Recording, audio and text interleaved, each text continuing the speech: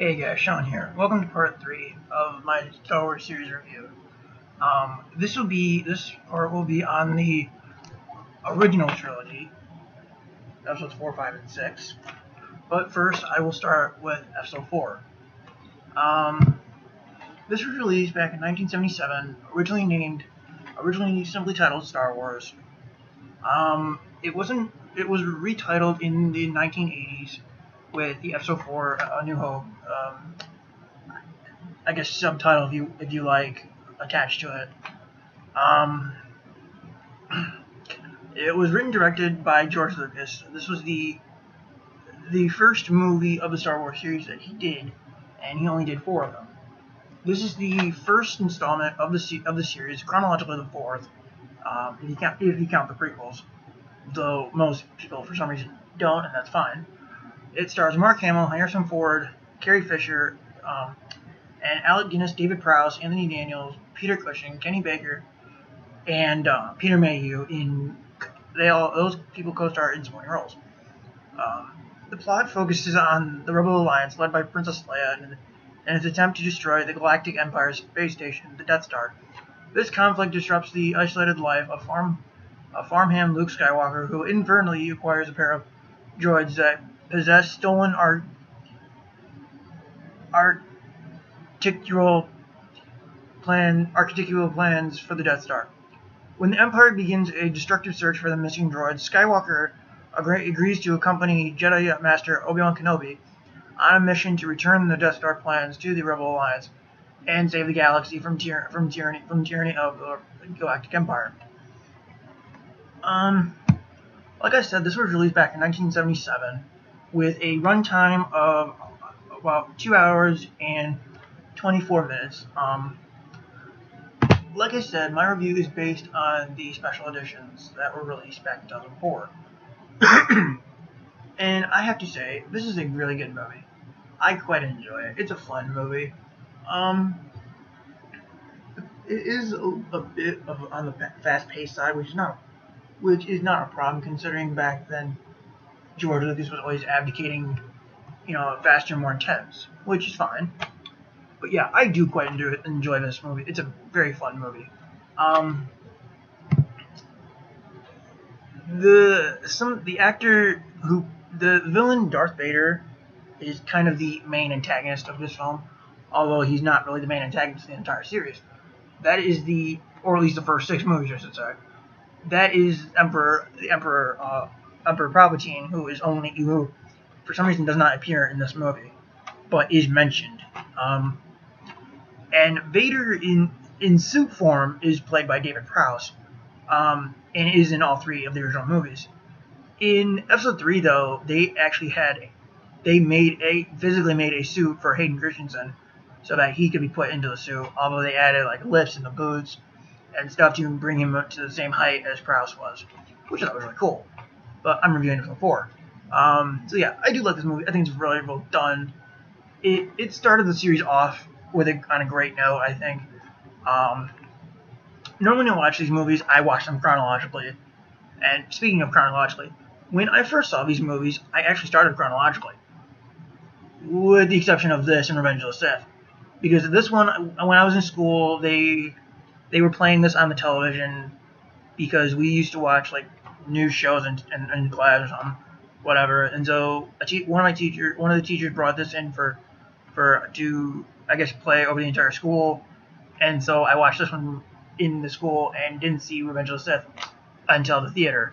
So when I noticed that Anakin and Padme were missing, I'm like, wait, what? Where's Anakin and Padme? Wait, where? I was a little confused. But then when I saw Revenge of the Sith in theaters, everything became clear. And I'm probably going on a little tangent right there, but still. But yeah, all in all, great film, great start to the series in general. The cast is really good. The story is real well written. The action scenes I think are real good. If I have any nitpicks with this movie, I agree that some of the special edition changes were pointless, but all in all, I still think they're really good additions. There's some good additions, some bad additions, so it's kind of a mixed bag, I'll say. The original effects for the time, they're good for what they were. They were made back in the 70s, so they do hold up, I think, for today. Um, so yeah, John Williams does the music for all 6 films, plus he's gonna do for the 7th one, which is really cool to have him back. So yeah, I do enjoy this movie. I think it's a lot of fun. And now I will do my review for The Empire Strikes Back. Well, first I'm gonna watch it, but yeah.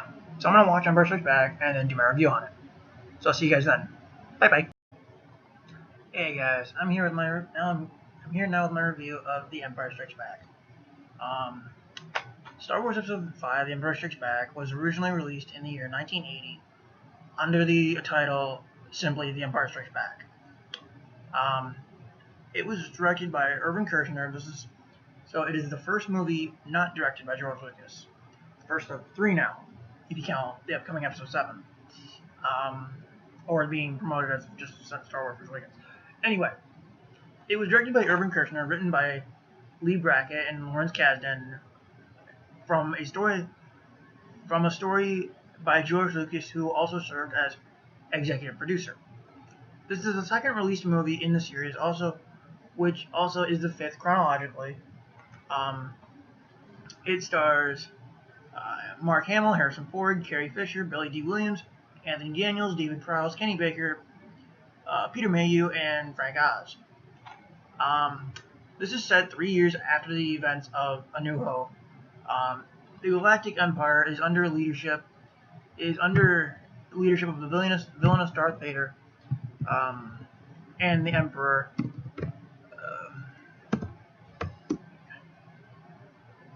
Villainous Darth Vader and Emperor Palpatine is in pursuit of Luke Skywalker and the rest of the Rebel Alliance, while Vader chases a small band of Luke's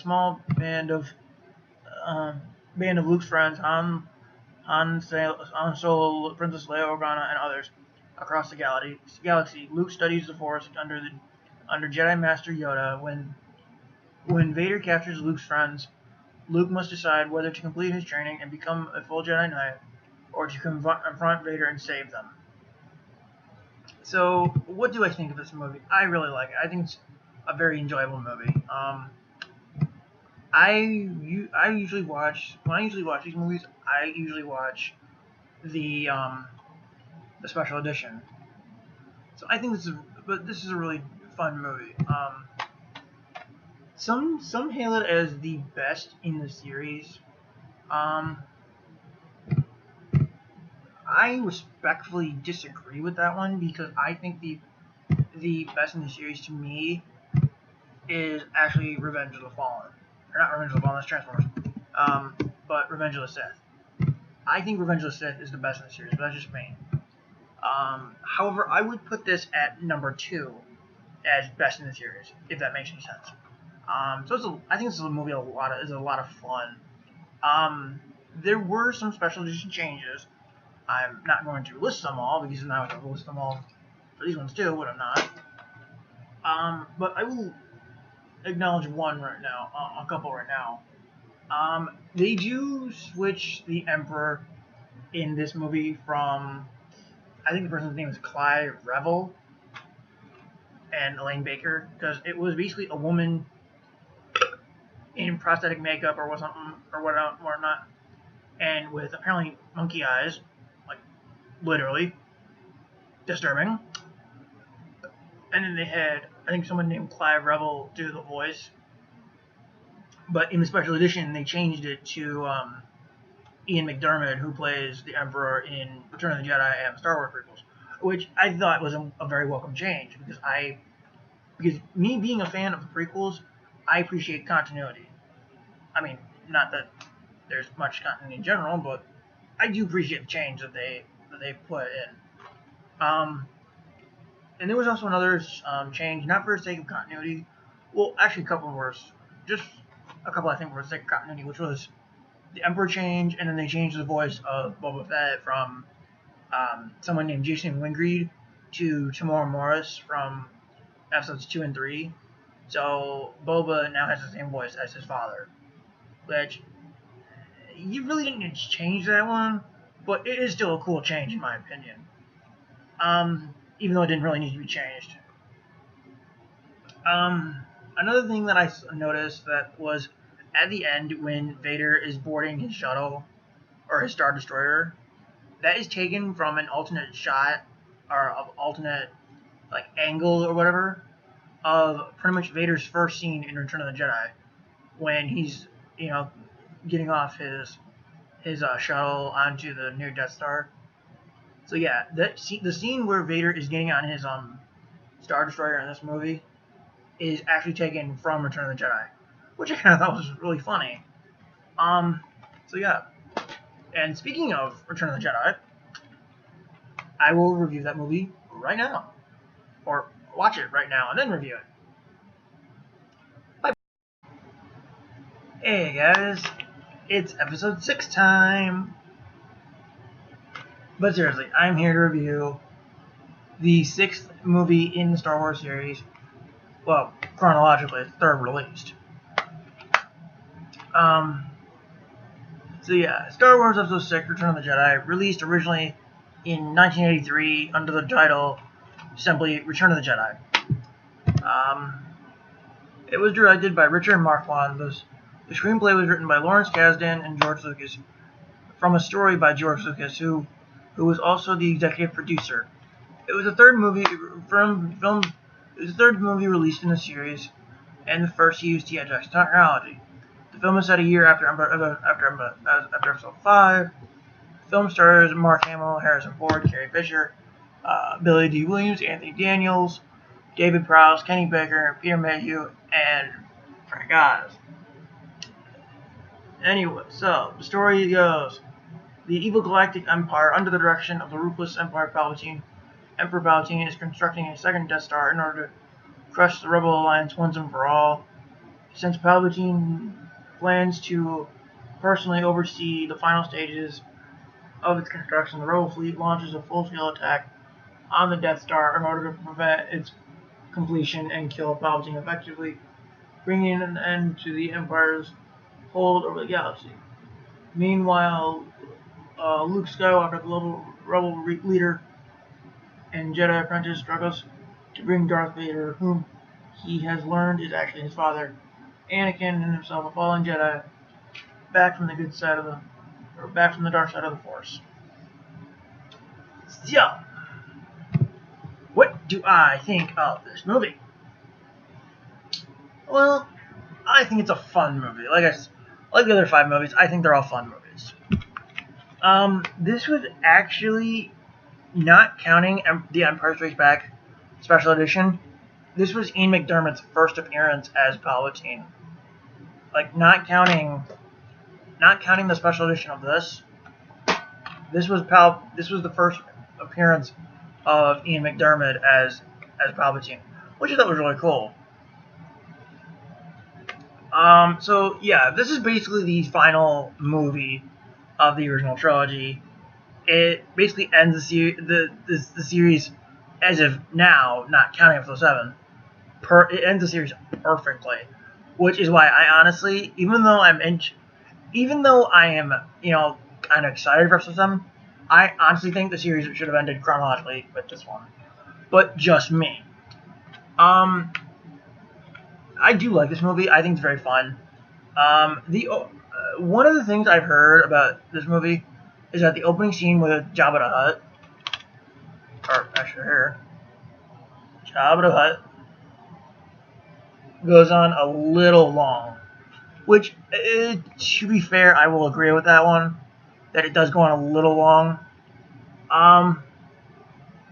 Some people say that the Wookiees, or not the Wookiees, but the Ewoks are here. Lucas putting them into the movie they say that this is where Lucas started to lose his way, so to speak. But I like the Ewoks. I think they're really cool. I do like this special edition better than the theatrical version. Same with these two movies. Same with these two. I like the special editions better. So I like the changes that they made. One change I do like and hate at the same time is the Anakin ghost at the end. I like the change because it's Hayden Christensen and it's more in line with the prequel trilogy to connect the series together. The reason why I hate it at the same time is because it's a little uneven having Hayden there as the ghost of Anakin, but yet having Alec Guinness as the ghost of Obi-Wan. I like the change though, but it's a little uneven if you think about it. But yeah, all in all, this movie I think is a lot of fun. It's a great way to end the series, and I'm literally meaning that end the series. Especially when it says right here, actually you guys can see that, in the spectacular final chapter of the Star Wars saga. Apparently the words final chapter don't mean diddly squat to Lucasfilm. And then I know what you're going to say. Well, if that's the case, then the prequel shouldn't have existed. True. But here's my thinking. That as opposed to Episode 7, the prequels had more of a reason to exist because they told the backstory of how the Empire rose to power and how Anakin became Darth Vader. So, yeah. Gotta think about that one, people. So anyway, I will catch you guys later with my next review, which is probably going to be my Episode 7 review. Don't know yet. So I will catch you guys whenever. Bye-bye.